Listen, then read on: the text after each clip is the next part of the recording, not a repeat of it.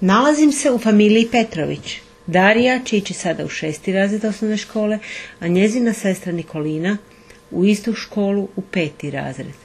Uspoređujemo Darijine knjige za 5. razred i listu koju je objavila škola na webu u smislu da li će Nikolina moći koristiti sestrine knjige ove školske godine ili ne. Evo ga.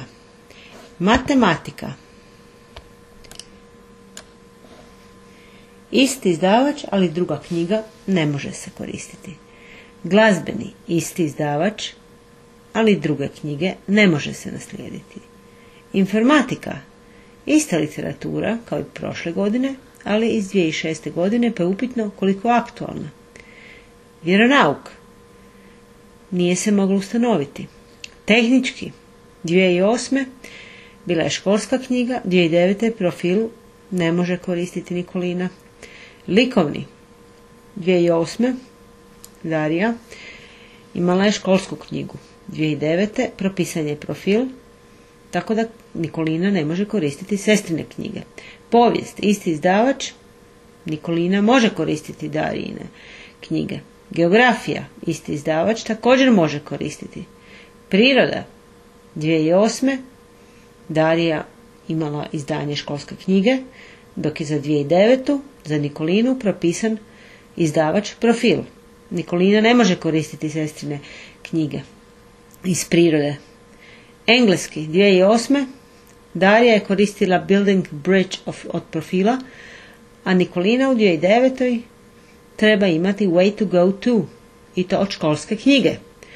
Hrvatski, 2008. Darija je imala čisto drugačiji set knjiga, tako da Nikolina mora naći sve nove knjige.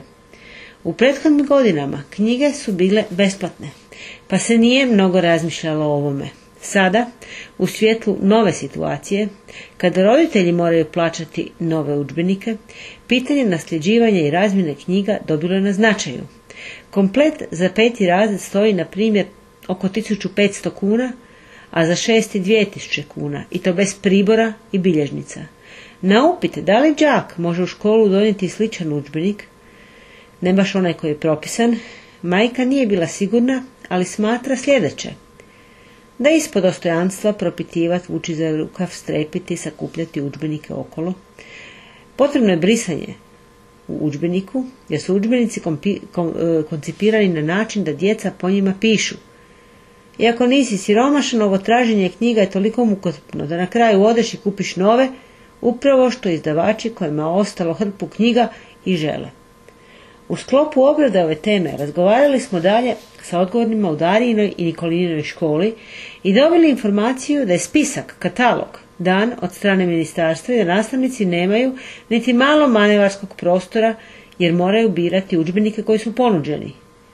Čuvši to, majka je odmah posumnjala u spregu moćnika iz ministarstva i nakladnika. Međutim, daljnje istraživanje dovelo nas je do potpuno drugačijeg zaključka, odnosno do zakonskih propisa, popisa i kataloga. Naime, još u svibnju na razini Hrvatske sakupljali su se stavovi nastavnika glede udžbenika, starih i novih. Temeljem rezultata ovog popisa formirao se katalog odobrenih udžbenika. Pri obradi podataka popisa, udžbenici koji nisu prešli prag, dobili su premalo glasova, nisu niti bili uvršteni u katalog. Moguće su razne situacije, među ostalim da je Darijina i Nikolinina osnovna škola, na primjer, dala u svibnju svoj glas i za stare udžbenike, ali na razini Hrvatske to nije prošlo, jer oni nisu sakupili dovoljan broj glasova te nisu uvršteni u katalog. Ukratko, sve je na nastavnicima i na njihovom izboru. Hvala najljepša.